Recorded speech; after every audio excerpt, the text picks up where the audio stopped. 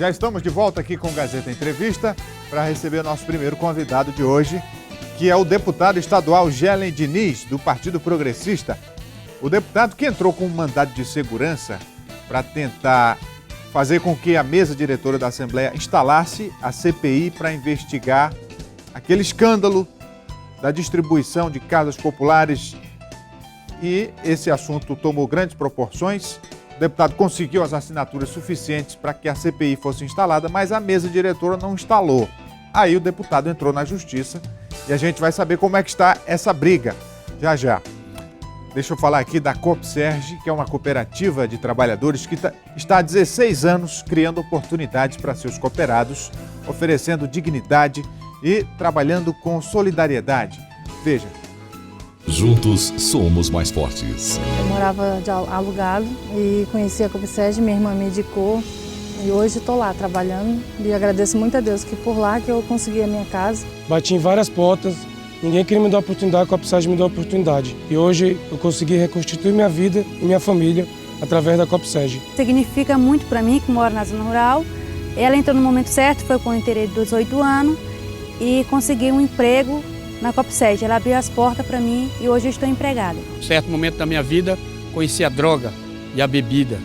Fiquei totalmente desacreditado pela sociedade, pela minha família, quando a Copserge me deu a oportunidade. Cooperativa Copserge, lugar de gente feliz. A Copserge presta um grande serviço à sociedade, é um lugar onde todos têm oportunidade para crescer, realizar sonhos. Copserge, há 16 anos, onde o cooperado vale ouro. Agora eu convido o deputado estadual Gelen Diniz. Por favor, deputado, venha para cá. Boa noite. Rogério, tudo Seja bem? bem-vindo. Boa noite. Então, deputado, a gente tem acompanhado essa sua bandeira, que é a defesa de uma CPI para investigar aquele escândalo da distribuição de casas populares, onde aconteceram fraudes, pessoas que não mereciam receberam essas casas, houve a venda de algumas unidades, enfim, isso tudo a população acompanhou. E o senhor conseguiu o número suficiente de assinaturas para que a CPI fosse protocolada à mesa diretora, ou seja, para que os deputados que subscreveram tivessem a CPI instalada. No entanto, isso não aconteceu. A princípio, não foi divulgada a ata da sessão, pelo menos esse foi o argumento que o senhor utilizou, não foi divulgada a ata da sessão, onde constavam as assinaturas, o pedido de CPI. Depois essa ata apareceu, deputado? Sim, Rogério. Obrigado mais uma vez pelo convite, né? Uma boa noite a todos que estão nos assistindo. E esse tema é um tema importantíssimo para a Assembleia, para a população acreana, porque eu acredito que depois dessa ação as coisas tendem a mudar. Né? Inclusive a deputada Eliane Cianzic já protocolou um projeto de resolução hoje tentando mudar o regimento interno. Porque a ação do presidente da casa em levar ao plenário aquele requerimento de CPI foi uma ação conforme o regimento, ele seguiu as regras.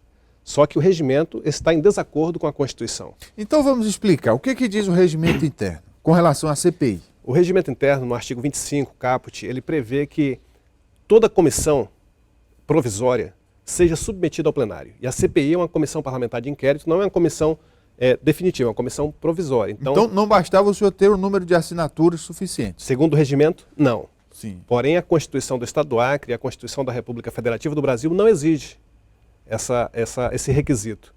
Né? Segundo a Constituição, basta que um terço dos parlamentares da Casa assinem um pedido de CPI para que a mesma seja instalada. Então, o presidente Ney Amorim submeteu ao plenário da Casa e o plenário derrubou aquele requerimento naquele instante. Nós, da oposição, nos reunimos, decidimos que deveríamos levar esse assunto ao Poder Judiciário, porque nós entendemos que aquele posicionamento do regimento contraria a lei. E é do interesse da população que as investigações continuem. Eu sei que houve uma demora, inicialmente na publicação da ata, porque a sessão foi no dia 21 de junho, a ata só foi publicada dia 8. E coincidiu que em julho também teve o recesso parlamentar. Então nós só fomos tratar desse assunto após o recesso. Depois que conseguimos toda a documentação, entregamos ao advogado, Dr. Roberto Duarte, inclusive quero agradecê-lo pela diligência, né, o patrono da causa imediatamente protocolou e, infelizmente, não conseguimos eliminar. Ou seja, o senhor entrou com um mandado de segurança pedindo a instalação imediata da CPI, o que foi negado. Justamente. Né, para a ação, mandado de segurança, esse remédio constitucional, ele exige dois requisitos para que seja concedido um liminar. que é chamado de fumus boni iuris, que é a fumaça do bom direito, ou seja, o direito aqui realmente está contemplado, e também o periculum in mora, que é o perigo da demora. O desembargador, no despacho dele, quando negou a liminar, ele reconheceu que existe o direito. Disse realmente os parlamentares têm o direito de ter a CPI instalada. Só que ele não reconheceu esse perigo na demora. Ele achou que não deveria ser instalada agora, nesse momento. Pediu informações ao presidente da casa, no prazo de 10 dias, e pediu que o Ministério Público também se manifestasse. Ou seja, eu tenho absoluta certeza que após ele colher esses dados necessários, vai submeter ao plenário. Que aí é o que chamamos pleno, do julgamento do mérito da Isso, causa, submeter esse mandado de segurança ao pleno do Tribunal de Justiça e será ordenado, que o Poder Judiciário ordena, que a CPI seja instalada o quanto Agora, antes. não tem prazo para isso acontecer, né? O julgamento pelo pleno.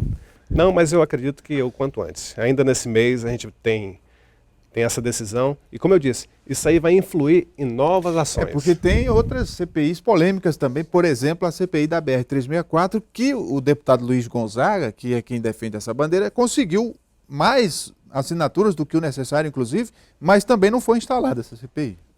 No primeiro momento, apenas 7 deputados haviam assinado o requerimento da CPI da BR. Mas, como na política tudo muda, né, os posicionamentos, mais 2 deputados também ratificaram o pedido.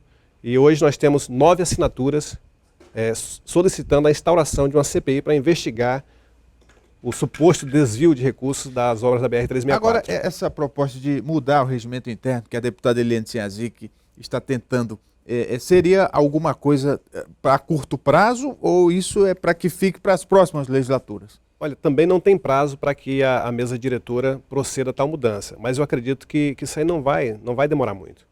Porque quando o Poder Judiciário decidir que a CPI deve ser instalada, vai estar constatado, o Judiciário está dizendo que o regimento interno está em desacordo com a Constituição. Então, há necessário que seja feita uma adequação. Porque do modo como está funcionando, o que se compreende? Que o governo que tiver a maioria nunca vai ter uma CPI para investigar qualquer assunto sensível a este governo. Isso, e a CPI, todo mundo sabe disso, é um instrumento da minoria. Como a minoria vai investigar a maioria se ela tem que submeter aquela vontade da minoria ao pleno? O pleno, infelizmente, na maioria das casas parlamentares, o governo tem maioria no pleno. No plenário da casa. Deputado, ao longo dessa discussão toda, chegou-se a comentar que o senhor teria feito algum tipo de acordo com a presidência da casa, com a base do governo, para que o senhor desistisse dessa CPI. Especulou-se muito sobre isso. Aconteceu, pelo menos, alguma conversa nesse sentido? Não acordo de nenhuma espécie. O que aconteceu foi que o presidente me chamou na sala dele e disse que ia submeter ao plenário aquele pedido de CPI conforme mandava o regimento. Perguntou qual seria o meu posicionamento. Eu disse a ele que, naquele momento, o meu posicionamento seria o seguinte: eu sozinho não iria ao Poder Judiciário, mas eu tinha que conversar com meus colegas da oposição.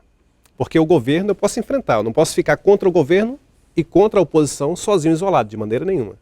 Então foi isso aí, gerou debates, né? Muitos deputados ficaram chateados porque tiveram suas imagens expostas nas mídias sociais. Eu não patrocinei nenhum tipo de manifestação que desabonasse a conduta de qualquer um, mas 3 deputados deram procuração para o advogado ir até o judiciário. Então, fizemos o que eu havia prometido. Se mais de um me acompanhasse, nós iríamos sim, porque eu creio que é do interesse da população e até o fim nessa história. E uma última pergunta. Naturalmente, acusam o senhor e a oposição de estar usando esses instrumentos de forma eleitoreira porque estamos em plena campanha.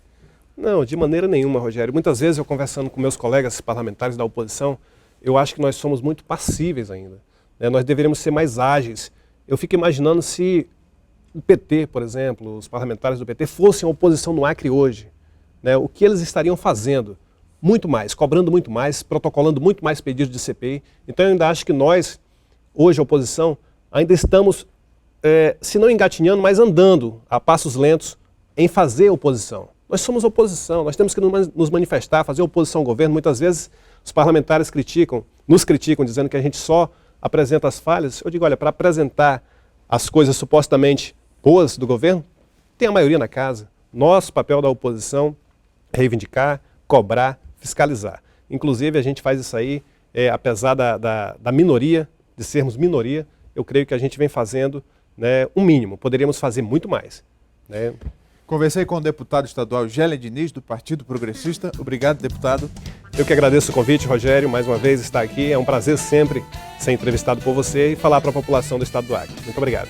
Vamos fazer um intervalo. O Gazeta Entrevista volta em instantes. Até já.